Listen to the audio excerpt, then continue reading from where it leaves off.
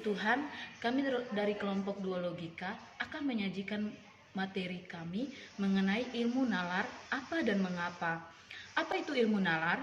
Menurut KBBI adalah suatu pertimbangan mengenai baik atau buruk dan semacamnya. KBBI juga menyebutkan arti nalar adalah akal dan budi. Nalar juga dimaknai sebagai kegiatan atau aktivitas yang memungkinkan individu untuk berpikir logis. Jadi ilmu nalar adalah ilmu yang mempelajari mengenai akal manusia dan kemampuan berpikir manusia. Selanjutnya, berpikir itu apa? Berpikir merupakan kegiatan, proses atau aktivitas perenungan, penyelidikan, perencanaan pemikiran yang melibatkan akal atau intelek, emosi, dan sikap. Selain itu, berpikir merupakan upaya atau kerja yang secara sengaja dilakukan guna membuahkan hasil atau produk. Ini kita akan melihat pendapat para ahli tentang berpikir. Ada dua pendapat para ahli. Yang pertama menurut Edward de Bono dalam buku Mengajar Berpikir Erlangga tahun 1990 mengemukakan bahwa berpikir bukan saja kegiatan akal, intelek, atau logika, tetapi merupakan aktivitas mental dan wawasan batin. Dan yang kedua, menurut Baron, berpikir merupakan aktivitas pengambilan keputusan atau berpikir mencakup soal metodologi pemilihan keputusan di antara sekian banyak kemungkinan dengan cara menggunakan serta mempertimbangkan evidensi atau fakta yang tersedia dan yang mungkin guna mencapai sasaran atau tujuan. Menurut Baron, ada 3 model berpikir pada umumnya, yaitu pertama model deskriptif, yang kedua adalah model preskriptif, dan yang ketiga adalah model normatif. Kalau kita lihat dalam model deskriptif, yaitu menjelaskan bagaimana kita berpikir, yang berarti mengajak kita bersikap terbuka dalam melakukan sesuatu atau sedia mempertimbangkan alternatif penyelesaian dari sebuah permasalahan. Dan yang kedua adalah model preskriptif, yaitu menjelaskan usulan atau bagaimana seharusnya kita berpikir.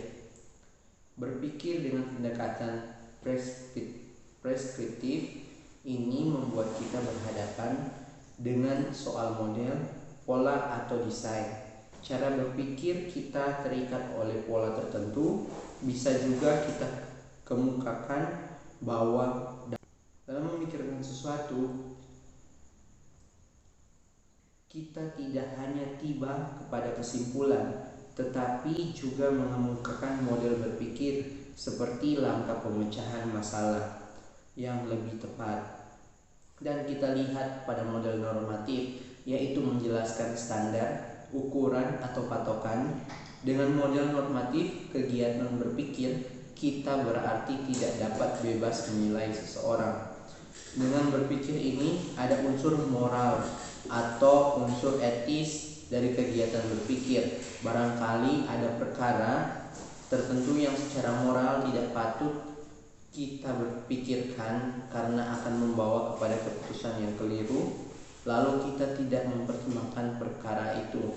Apa yang hendak dikemukakan di sini adalah bahwa ada norma ideal yang mengikat pemikiran atau aktivitas akal budi kita. Mengapa dalam kesenian kita perlu meningkatkan pemikiran? Kita yang beriman dalam pribadi-pribadi yang juga memiliki akal budi rasio di samping jasmani.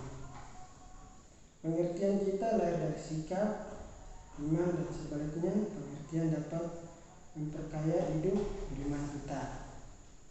Ilmu nalar dapat mengantar kita ke pendekatan berpikir secara benar, bertanggung jawab agar dapat mengungkapkan kesimpulan berdasarkan penyelidikan secara tepat karena tahu bagaimana menilai adanya kesalahan atau keliruan baik secara formal maupun informal.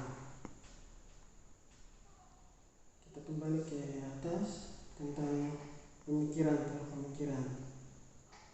Jadi pemikiran dengan kata lain adalah keterlibatan dimensi rohani.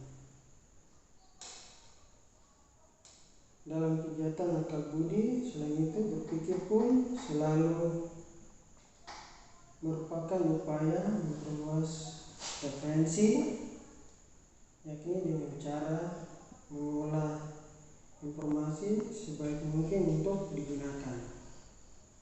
Kemudian, jika berpikir merupakan aktivitas, tentulah senantiasa ia memerlukan teknik prinsip yang tepat.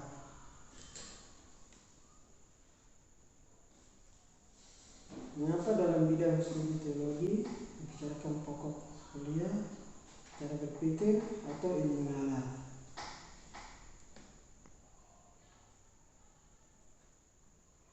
Teologi menuntut keterampilan berpikir, kemampuan nalar.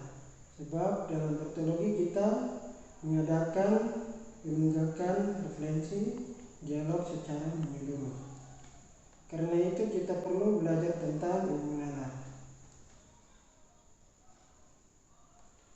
Kembali ke atas menjelaskan tentang ilmu nalar.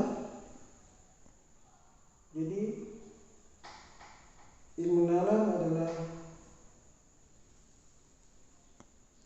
iman Kristen dalam yang dapat kita pahami. Karena juga teologi sebagai hasil proses belajar. Dan perlu kita ketahui, pembentukan wawasan teologi dan keterampilan dalam segi perumusan pengalaman spiritual kita tidak muncul begitu saja. Kita memang membawa daya-daya atau potensi-potensi dalam diri sejak masa kandungan. Daya-daya itu seperti daya berpikir dan akan menjadi lebih efektif fungsinya setelah melalui proses belajar.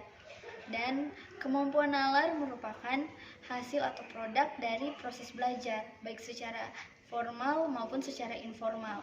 Dengan kata lain, belajar adalah upaya yang harus kita aktifkan bagi pengembangan keilmuan teologi.